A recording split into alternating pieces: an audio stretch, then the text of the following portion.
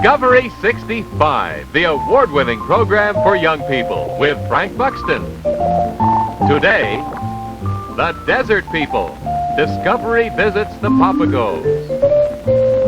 This is Pima County, Arizona. A part of it, 20 tough miles off what serves as the only road between Tucson and Ajo. The Comobabi Mountains behind me, the saguaro cactus all around, the sandy, useless soil underneath. Who could make a life on it? Well, they have. This is the Papago Indian village of Silnakia, population 52. It doesn't seem that anyone could live in this country, and yet they do and have done for longer than our history has any way of telling us. A Jesuit missionary, Father Kino, came here in 1694, and Silnakia was one of the villages he saw. There are 14 families here, somewhat interlocked with brothers-in-law and stepsisters and grandfathers living side by side. This is Frank Lopez, the ceremonial leader of the village. Here's Angelo McGill and his two boys. John is 11 and Clement is 12. The McGill family is one of the oldest families in the village. If the members of a Papago family aren't actually related to their neighbors, they at least know them extremely well. The life they live is very communal. They do everything together. It has to be. It's clearly one of the ways that the tribe is kept alive. There's a tribal herd of cattle, since cattle raising is the major occupation. And the Papagos have the only all-Indian credit union in the country. Angelo Miguel makes his living driving the school bus. How about your boys, John and Clement? What do you want to be when you grow up? Clement? A welder. A welder? John? Mechanic. You want to be a mechanic when you grow up. I know that another important industry of the Papago women, I know they're famous for it, is the basket weaving, and there's some going on in the house right now. But before we go in, I've always been interested in the construction of these adobe houses. What are they made of, precisely? Earth. The earth, yes. Make it in mud mixed with desert grass and put out to dry. Make them into bricks. They have a form in making the bricks. Put out to dry. It'll take about 4 or 5 days to dry, and then they're ready to stack, and then they use them when they are ready to build. In other words, you take exactly what you have right here, the earth and the grass and the rocks, and you put them together with water and make a brick, and it's a very sturdy construction too, isn't it? How long does an adobe house last? Well, I would say about 60 years. About 60 years. That is substantial, isn't it? How about the roof? What is the roof made of? It's made of saguaro ribs, desert grass, dirt top. Saguaro ribs, desert grass, and the dirt. The saguaro ribs must come from the saguaro cactus, then. That's right. Is that one leaning up against the house over there? That Yeah. big thing? Would you get that for me, Clement? I'd like to see it. It seems strange to think of cactus as having wood inside it, but they do, don't they? This is some of it. Very hard, very heavy, too, isn't it? Yes. How do you get this out of the cactus? Or when the cactus dries up, when it dies, it dries up, and the outside falls off. That's when it comes out, and that's when they gather it up. And you use this on the roof? That's right. Good, that's a very good, sturdy, substantial house. I'd like to go inside, too, and see the basket weaving, if we may. May we go in? All right.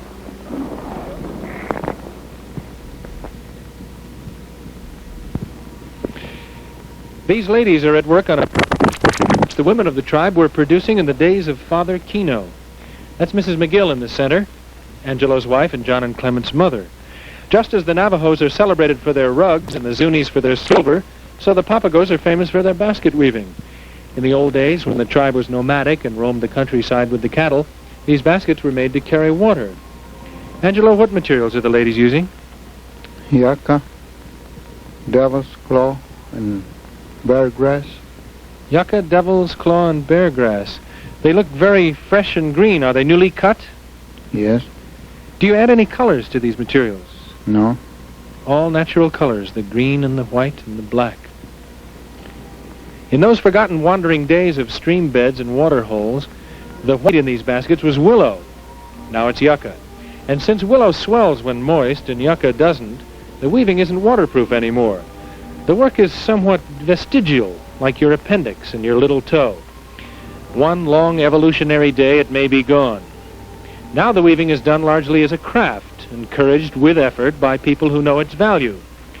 It's rare in this world of oven wrap and no deposit bottling to find something made by man for his own use, made of the beautiful things around him, made with a little of himself mixed in. But you don't make much money on baskets. And even cattle raising is done on a modest scale.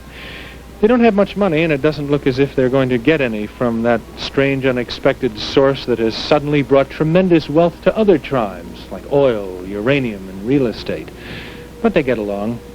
The Papago language has never been written down, but they have 2 words in their language that describe them better than any 20 words in English. Tohona O'ota, which means the desert people. There are some 70 villages similar to this one here in the Sells Papago Reservation. Some of them have electricity, some of them have water. A handful have both, and many have neither. Silnakia has water, but no power except for 1 generator. Now, while the parents are hard at work at their crafts, the children go to school, just as you do. Their school is 12 miles down a dirt road. But today, the class is meeting here in Silnakia, because the class has been on a nature study trip, a field trip out in the desert, and they've returned here for the rest of their class. And we'll be seeing that class in action in just a minute.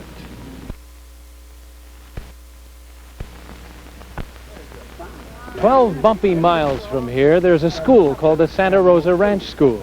All the classes are taught in one room, but it is well equipped and new. There are 33 children studying in 7 grades, but only 1 single teacher, Mr. Philip Premy, who is conducting the nature study class over there right now.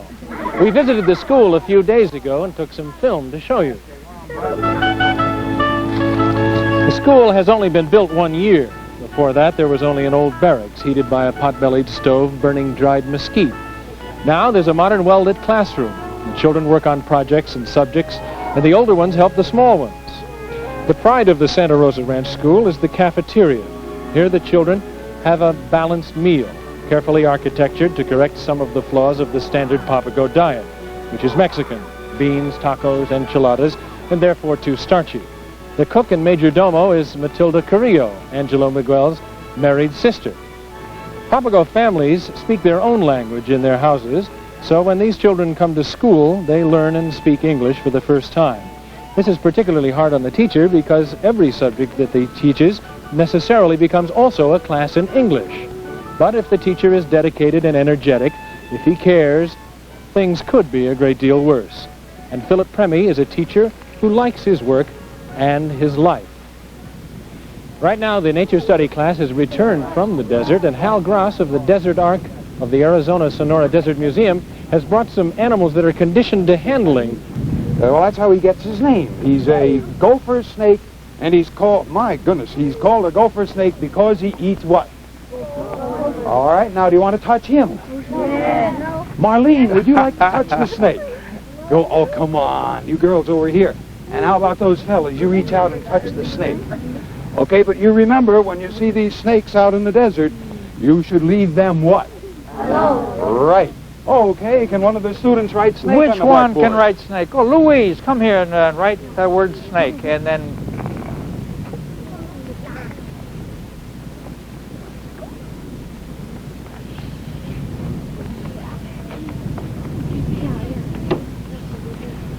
Stand back then, honey. Stand back and... Is that right, class?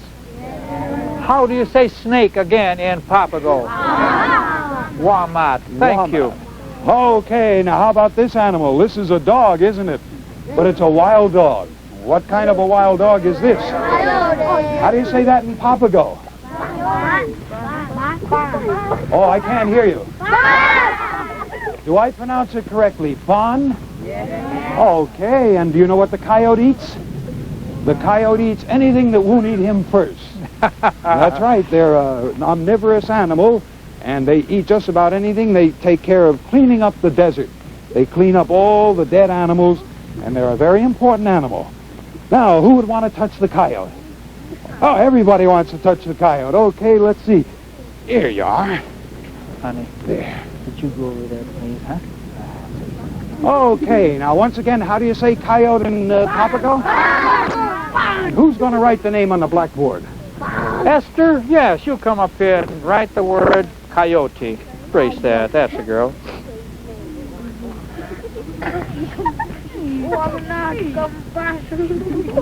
Now step aside and we'll see if they can. Do you see the word? Is that right? Did she spell it right? How do you say coyote in Papago again? Bond. Very good, very good. Well, thank you, students, and thank you, Mr. Premi. I learned something here today, too. It was very nice having you here, Mr. Gross. Al, may I join the class for a minute? Yes, go Nice. Go right ahead. How'd you like seeing Frank. all those animals? Was that fun? Huh? The javelina and the gopher snake and the coyote? You know, I carry an animal in my pocket everywhere I go, all over the world. I have a little animal that I carry in my pocket. Can you figure out what it is? Rabbit. A rabbit? No, as a matter of fact, it's a handkerchief. It's a new kind of animal. But let me show you what I can make with this handkerchief. I can make, well, I could make a rabbit, sure. But I think this time I'll make a little mouse out of this rabbit. Out of this handkerchief, rather. You watch. All I have to do is fold it up that way, do like this, and do like this, and turn it around inside out. And when you get home tonight from this nature study trip, you get your handkerchief and you see if you can make one too, huh? All you have to do is remember all these moves. That's all you have to do. Now watch. Turn it around like this, and I'll take this part out. What does that look like? Like an ear? It does look like an ear, doesn't it? But let's make it the tail, okay? Now, we'll pull this part out. We'll make this part the head. There's the tail, there's the body, and we'll make this the head. You watch. Now, I'll make a little mouse ears on this one. Here we go. Just tie one knot in. When you get everything folded this way, all you have to do is tie one knot in the head. It's really very simple, isn't it? Let's see if I can find that little mouse ear. There it is. Oops, almost. There. There are two little ears. There's a little head there. There's a body. And there's a tail. A little mouse out of a handkerchief. You think he's alive? Let's see. All you have to do is pet him to find out. You just, oh, like that. You just have to go like this, see? And he, oh, and he whoop, moves like, oh. You want to try petting him? Go ahead. You, he's going to get away. He's getting away under the log. Oh, you want to try it again? There you go. Just give him a little mouse out of a handkerchief. And this one I carry all over the world. Everywhere I go, I carry my little mouse handkerchief. You know, he was trying to tell me something there. Hal was talking about all the things that all the desert animals eat. And I am getting hungry after hearing all that talk about food. And I know that the ladies here in Silnakia have prepared supper for us. So we're going to be having supper here with the Papago Indian ladies in Silnakia in just a minute.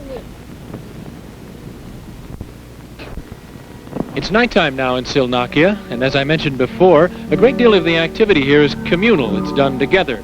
And on special occasions, even the cooking and the eating is done together.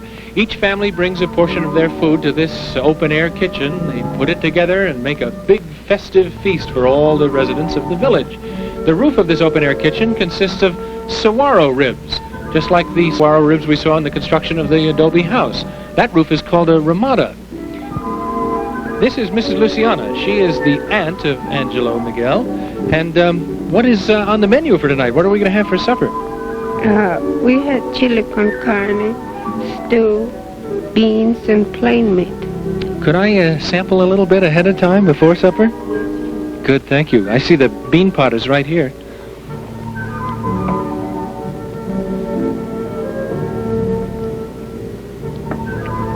Very good, hot too. I see the stew there and chili con carne. What's down there on the end? Plain meat. Plain meat? Oh, I'll try some of that. And there's a big pot of coffee there. I noticed this afternoon that you were baking bread on your open hearth ovens out in the back. Could I sample some of that too, please? Thank you.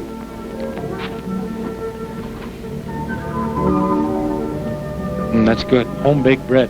Thank you. I'm looking forward to the supper that I'm going to have later on. Thank you, Mrs. Luciana. I mentioned before that Silnakia society is very tightly knit, family to family and generation to generation. I also mentioned that the language hasn't been written down. Well, if they have no alphabet for their tongue, then there can be no documentation of their history. Not at least in our terms. But then again, maybe books aren't everything.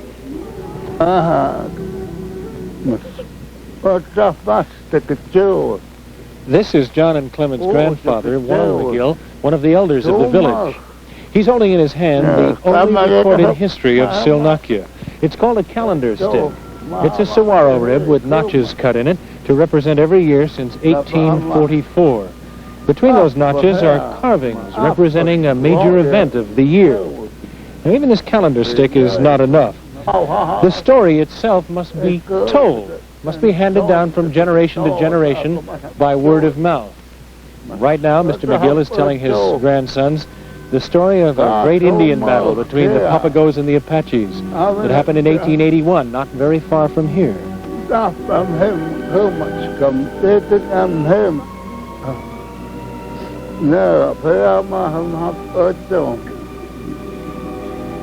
Mr. McGill serves a dual function here in Silnakia. He's also the fiddler for the town dances, the community dances, which take place from time to time. There's one about to start right now.